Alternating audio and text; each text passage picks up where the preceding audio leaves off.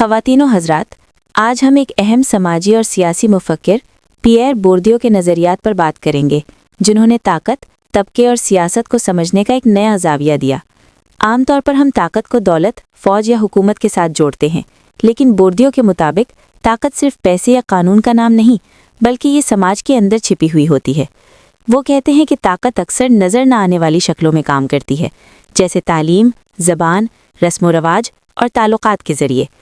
बोर्दियो ने ताकत को समझने के लिए सरमाए यानी कैपिटल की 4 इक़साम बयान की। पहली है माशी सरमाया यानी दौलत, ज़मीन, कारोबार और वसाइल।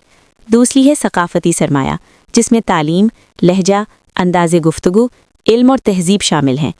तीसरी है समाजी सरमाया यानी ताल्लुकात, नेटवर्क, सफारिशात और बाअसर लोगों से रवाबित। और चौथी है अलामती सरमाया यानी इज़्ज़त, वक़ार, शोहरत और समाजी कबूलियत।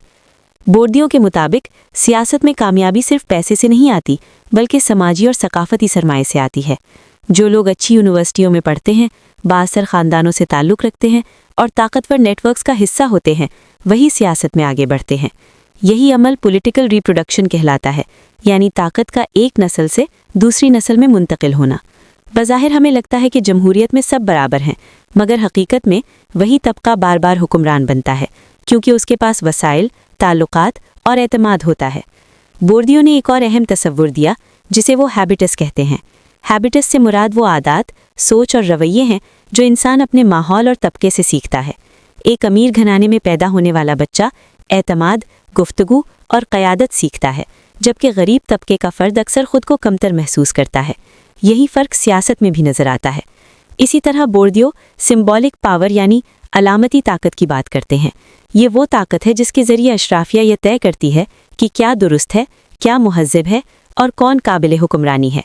ये ताकत ज़बरदस्ती नहीं करती, बल्कि हमें कायल करती है कि मौजूदा निज़ाम कुदरती और दुरुस्त है। बोर्दियो इसे सिंबॉलिक वायलेंस कहते हैं। तालीमी निज़ाम भी बोर्दियो के मुताबिक गैर जानिबदार नहीं होता। स्कूल और यूनिवर्सिटियाँ अक्सर अशराफिया के कल्चर को इनाम देती हैं, जिसकी वजह से ताकतवर तबका मज़ीद मजबूत हो जाता है और निचला तबका पीछे रह जाता है। आखिर में बोर्दियो हमें ये समझाते हैं कि अगर हम हकीकी सियासी बराबरी चाहते हैं, तो सिर्फ इंतखाबात काफ़ी नहीं, हमें तालीम, सकाफ़त और समाजी ढांचे में भी तब्दीली लाना होगी, वरना ताकत हमेशा चंद हाथों में ही रहेगी।